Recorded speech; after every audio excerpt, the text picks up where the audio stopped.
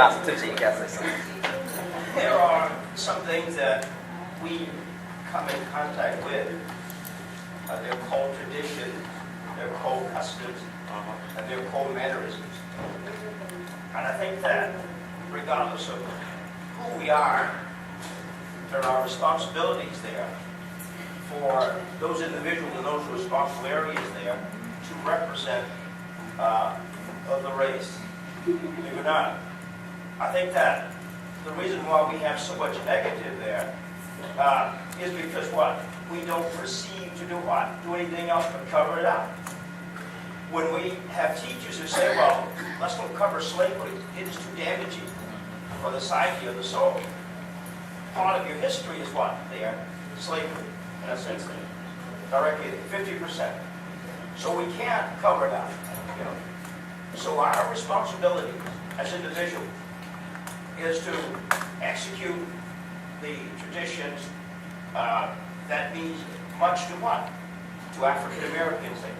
Now, I would think that one would get out in an audience there and could be of any other epitome there, other than to what now? See himself as an African American. I wouldn't hide that I'm an African American. That's what we've done when we've got successfully too many times. When our actors and actors have gotten rich there, they're very white. And they've ended up doing what now? Being absorbed into what now? The other side, you see. So we have a responsibility there as individuals there, yes, to speak for and represent, and also at the same time be role models there, as Professor Dotson talks about. That's our responsibility there, to lead them in the right direction there. Now, we can't help it by the money makers out there, directly that they're going to make money there. But then again, life is that way, there. But it doesn't mean that money's everything, there. And so there are some things there that we have to do also. I know to pay the bills with it and all of that, but yet there are some things that you also have to have. And we get that from our what? Teachers and role models there. That's principles, responsibility, integrity. And those kind of things there, they must wear a lot as well. Wisdom and so forth. They are the best thing about tradition, mannerism, and customs. And I'm going to stop here.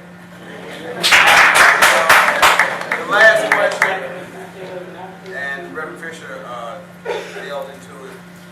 It says, are we as an audience to blame for the images and content that Black artists create? And the second part of that question is, art imitate life or life imitate art? Because you actually are seeing, sometimes I can't tell the difference from a rap video and a college campus. And are people just reporting, are rappers, are actors, are writers, or screenplays, playwrights, are they just being reportorial and just projecting these images or reflecting them back upon ourselves? Or are they just creating this up and we're really monolithically created like sheep and we are just following these artists? Now, before we answer that question, you would only be an idiot and a fool to follow other people in general. Okay?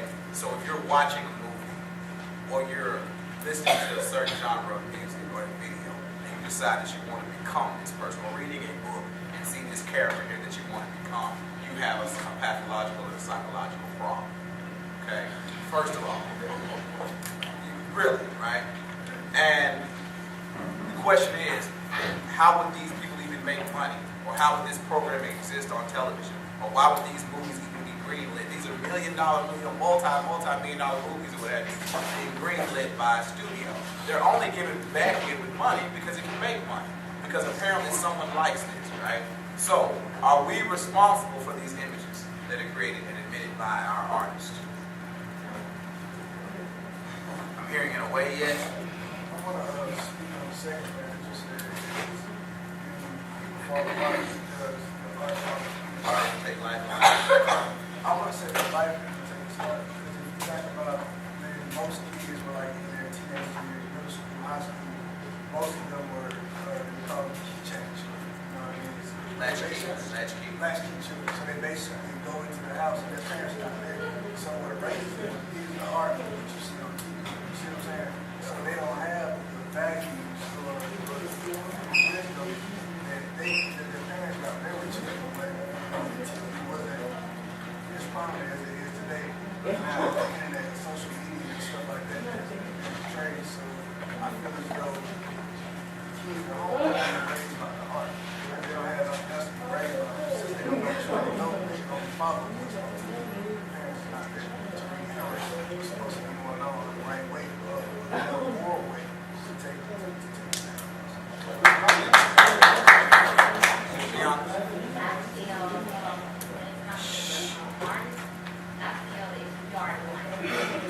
I say that because if you don't buy it, they don't sell.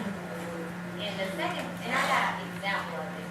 I tell my nieces, all my little girls in my family, I say, growing up, I be like, see somebody, you know, if every guy walking around with their pants off, and you know, sagging their pants, if we all look past them, then they won't have a girlfriend, they'll start putting their clothes up. That's how I look at it.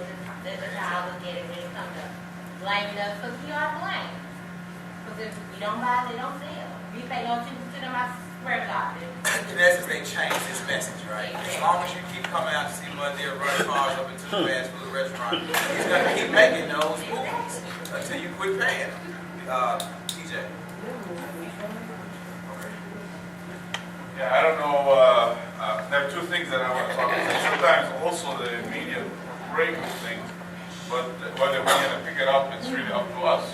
I know you showed all kind of negative aspects, but also there's the Bill Cosby show as well, which really portrayed the African American as an educated elite. Also, there used to be Benson. I don't know if any here know about Benson, but I would pay millions. Yes, and I would pay millions of dollars to bring Benson back because it shows nothing but positive issues about, you know, the smartness and the wisdom of the African American. That's one thing. The second thing, as far as the last question that you have, I don't know how many of you know the book called The Necessary Illusion by Noam Chomsky. Noam Chomsky is considered the #1 social thinker for the whole world, all over the world. Noam Chomsky. N-O-A-M, yes, C-H-O-M-S-K-Y. Noam Chomsky. He had a book called Necessary Illusions. Necessary Illusions. Talking about how the media actually put those ideas into your mind that tells you whatever the lady Bianca was saying, is that makes you think that in order for you to be happy, you gotta be like this. So these are things that, as an educated person, hopefully, that you can ride over this. You can ride over this and get the positive, and build on it, and see the negative and try to fix it. See the negative and try to fix it. Just like there was the Gucci Man, there was also Lionel Richie. I mean, he has such a beautiful music, for those who were at the time of Lionel Richie and all that. So there's positive and negative. Well, the reason why the negative, which are you going to get? But the negative is there for a reason. This text is not about the positive. The text that I wrote, and actually, you would think that Bill Cosby is a positive influence, the Cosby Show, we can say, for the most part, because of the occupation. But in my master's thesis, I write about how he was definitely somewhat of an emasculated man within his family, because all black sitcoms from that to Family Matters, who had positive two-parent homes, still emasculated the black male by having the woman, in essence, being the leader of the house. So there's different perspectives that you can look at that from. These negative images are here to validate what I'm saying about that. It doesn't, you should still have freedom. If this is what these people like to do, they still should have freedom to look the way they want to look, or even, for the most part, create this art that they want to look like. For instance, a lot of people are having debates on would Trayvon Martin be dead if he wasn't in, would he be alive if he wasn't in quote-unquote rap garb, which in essence, I never knew a hoodie was rap garb. I have many pastoral friends who wore hoods to church service and preaching that. So we have to be careful from, even with, you still have to separate the artist from his artwork and the images that he's projecting upon himself. The reason why this is put on here, particularly with the negative images, is because you still should not be, even as an audience, there's a problem with an audience if you think just because these are the only images being emitted from certain black entertainers or artists, you still shouldn't think that this is the whole, these are attributes should be connoted with the entire race. That's problematic for me, and life is not always positive. So when you do have gangster artists that are rapping about stuff that's going on in the neighborhoods, I'm proud of that actually. Gil Scott-Heron, Amiri Baraka, Leroy Jones, these guys wrote about, a lot of their text is not what we would consider positive and uplifting, because they wrote about the ills of the community. Eldridge Cleaver, and Soul on Ice and Soul on Fire. They still wrote about these things. I think they need to be reported in that instance. I don't think it would way be too fantastical and romanticize an entire community with everything is just so positive. The artist has to have that freedom.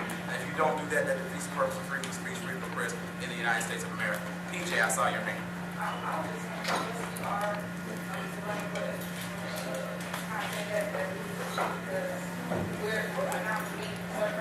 People are attracted to the negativity, and it's like people like yesterday was Monday.